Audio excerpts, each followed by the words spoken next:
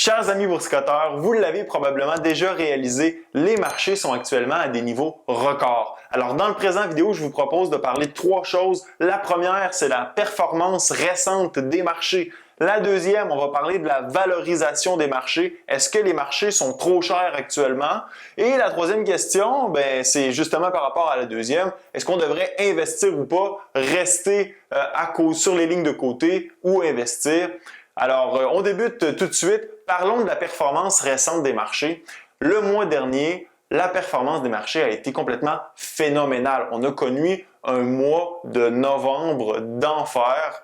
Et laissez-moi vous présenter quelques exemples de ça. Commençons d'abord avec les trois indices principaux du marché qui ont connu des gains assez importants. Le S&P 500, par exemple, qui a connu un gain de 10,6%. Le Dow Jones avec un gain de 10,7%. C'est ni plus ni moins le meilleur mois pour le Dow Jones depuis janvier 1987. Ça vous donne une idée là, des gains qu'on a connus sur les marchés le mois dernier. Parlons maintenant du Nasdaq où on retrouve les grandes entreprises technologiques. Une hausse de 12,7%. Et on a quelques exemples de ça. Pensons notamment à Moderna. Alors, comme vous le savez, les marchés ont été propulsés le mois dernier par l'annonce du vaccin qui va permettre de mettre un terme éventuellement à la crise sanitaire actuelle. Donc, Moderna qui a justement développé un vaccin, son titre a augmenté de 127,6%. Pensons aussi à Tesla. Je vous en ai parlé dans une vidéo précédente. On se posait la question de savoir si Tesla, après l'annonce de son ajout dans l'indice de S&P 500, allait s'envoler comme une fusée. Eh bien, on l'a vu au mois de novembre, une hausse de 46% pour l'action de Tesla. D'autres grandes entreprises ont bénéficié du mois de novembre, de grandes entreprises avec des capitalisations boursières importantes comme Apple en hausse de 12,8% seulement pour le mois de novembre. C'est complètement hallucinant. Dans des vidéos précédentes, je vous ai parlé aussi de la rotation sectorielle qui a été entamée par l'annonce de multiples vaccins qui devraient mettre un terme éventuellement à la crise sanitaire. Eh bien, on l'a vu au mois de novembre, cette rotation. Pensons notamment au fonds négocié en bourse JET qui couvre le secteur aérien américain, mais aussi canadien avec Air Canada en hausse de 32,2%. On peut penser aussi aux croisiéristes comme Carnival Corporation en hausse de 48,7% seulement pour le mois de novembre, mesdames et messieurs. Cette rotation sectorielle s'est faite aussi dans d'autres secteurs de l'économie, comme par exemple le commerce de détail. On sait que plusieurs entreprises qui vendent des vêtements, par exemple, ont souffert de la crise sanitaire, du confinement, du travail à la maison. Les gens ont moins besoin de s'acheter de linge. Je veux dire, on peut travailler en jogging toute la journée devant son ordinateur, peut-être mettre une chemise une fois de temps en temps lorsqu'on a une conférence Zoom. Mais s'acheter du linge, là, disons que c'était moins prioritaire en 2020.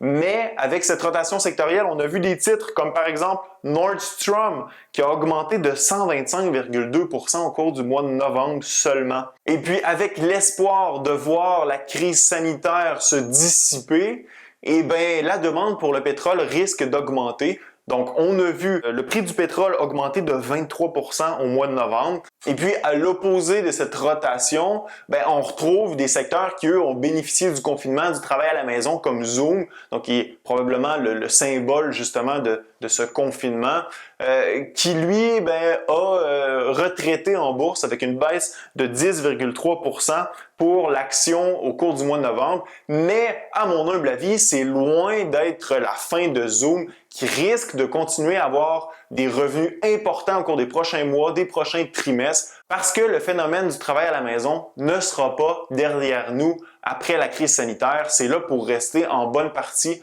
pour plusieurs travailleurs. Donc, l'entreprise va continuer de générer des revenus important à mon humble avis. La volatilité dans le marché a aussi baissé fortement. Le VIX, qui est l'indice qui permet de capturer cette volatilité sur les marchés, en baisse de 44%. Et l'or aussi a baissé sur les marchés de 5,9%. Donc, l'or a pâti au cours du mois de novembre, mais on va en reparler un peu plus loin dans la vidéo. Et après avoir connu un mois de novembre de feu sur les marchés, il semblerait que le mois de décembre risquerait d'être aussi un bon mois selon plusieurs analystes et même on pourrait s'attendre au cours de l'année 2021 à voir le S&P 500 atteindre les 4000 points selon, encore une fois, des analystes. Bon, c'est difficile à prévoir, c'est bien évidemment des pronostics qui ne seront prouvés qu'avec le temps. Donc, on va voir si ça va se réaliser ou pas.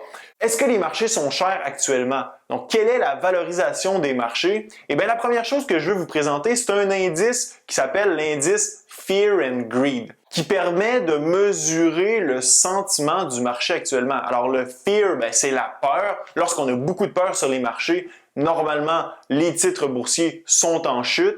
Parfois, on se retrouve en sous-évaluation. Et lorsqu'on a beaucoup de greed, donc la cupidité, eh bien là, c'est le contraire.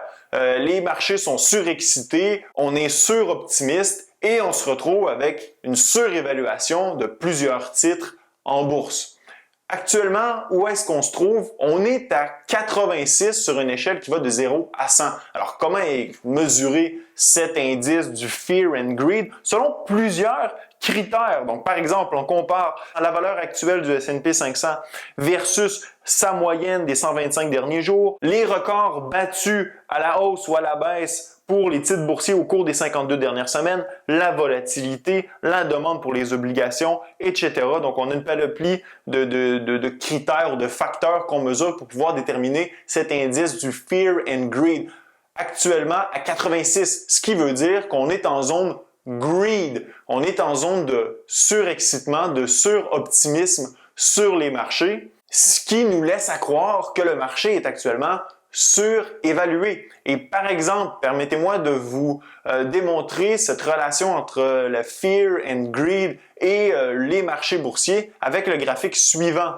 Alors vous voyez, lorsqu'on est très bas, donc lorsque les marchés ont très peur, eh bien normalement, c'est qu'on a une chute aussi sur les marchés boursiers. Rappelez-vous, par exemple, à l'automne et au début de l'hiver 2018, lorsque la Fed avait resserré sa politique monétaire, on avait eu des chutes importante sur les marchés boursiers. Et là, l'indice de peur était à son paroxysme. À l'opposé, rappelez-vous au début de l'année 2020, lorsque la Fed avait annoncé quelques semaines avant qu'elle allait mettre sur pause son resserrement de la politique monétaire, donc on était en train justement de couper les taux d'intérêt, les marchés étaient surexcités, on était à des niveaux inégalés, on battait des records en janvier dernier et encore une fois, l'indice Greed était à son paroxysme dans ce cas-ci. Et là, on a eu le Black Swan, la crise sanitaire, l'indice de peur a atteint des records, tout le monde voulait sortir du marché, la demande du dollar a vraiment grimpé au plafond. Et puis là, depuis quelques mois, on est retourné à des niveaux de surexcitation. Les esprits animaux se sont échauffés. On est à des niveaux irrationnels actuellement sur les marchés. Et ce qui laisse planer qu'éventuellement, dans quelques semaines, peut-être quelques mois, il va y avoir un rééquilibre qui va se faire quant au sentiment des investisseurs. Donc, on pourrait peut-être voir une baisse du prix des actions sur les marchés. Je vous présente un autre graphique qui, lui, nous présente le sentiment, encore une fois, des investisseurs départis entre les bulls, ceux qui sont optimistes, et les bears, ceux qui sont pessimistes. Alors, voyez-vous l'écart actuellement sur les marchés?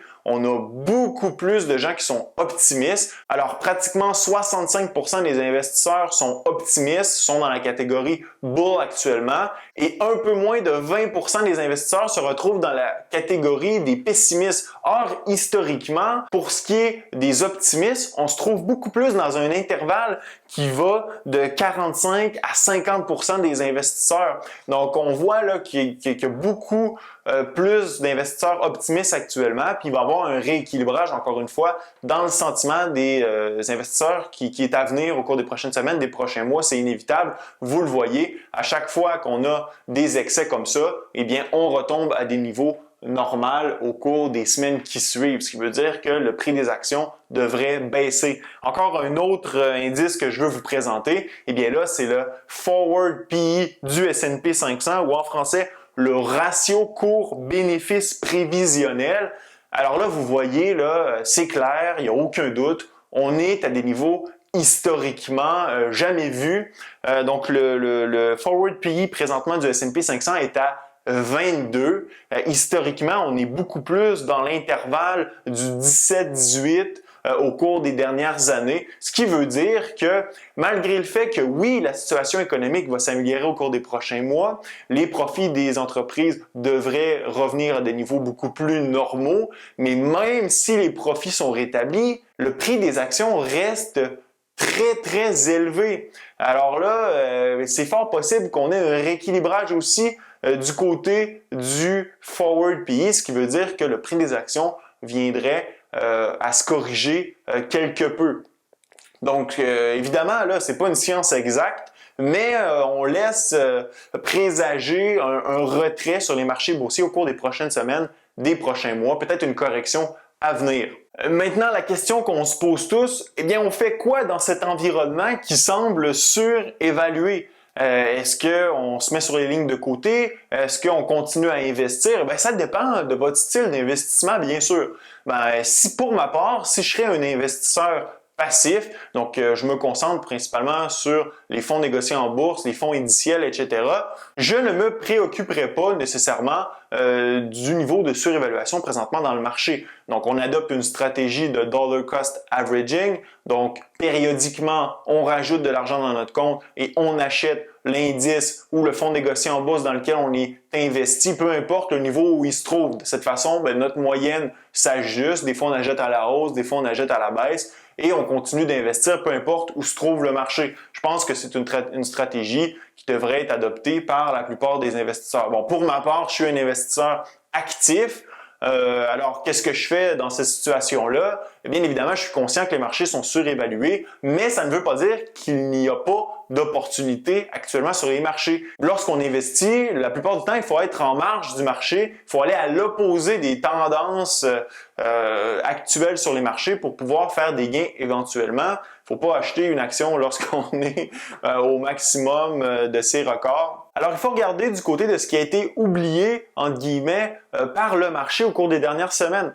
En début de vidéo, je vous ai parlé de l'or qui est en baisse de 5,9%. Eh bien, à mon humble avis, au cours des prochaines semaines, on devrait avoir un retour vers le positif pour l'or avec, bien sûr, l'intronisation du président élu Joe Biden et l'annonce d'un plan éventuel de relance économique aux États-Unis qui devrait être assez important. On parle de 1, 2, 3, 4, peut-être 5 trillions, j'en ai aucune idée, mais on sait que ce plan-là va se faire par la monétisation de la dette, ce qui devrait donner un nouveau souffle à l'or. Et puis, si on regarde du côté du dollar américain, eh bien, la tendance est assez claire, est assez forte. Le dollar américain est à la baisse et ça va continuer en 2021, à mon humble avis. Maintenant, si vous pensez par exemple que parce que les marchés sont à des niveaux records, vous devriez vous retirer du marché et attendre qu'il y ait une potentielle correction, je pense que c'est la pire chose à faire et les événements qui se sont produits en 2020 en raison de la crise sanitaire nous l'ont prouvé. Par exemple, si au mois de mars dernier, lors de la crise sanitaire, lorsque la bourse a chuté, vous auriez vendu tous vos actifs,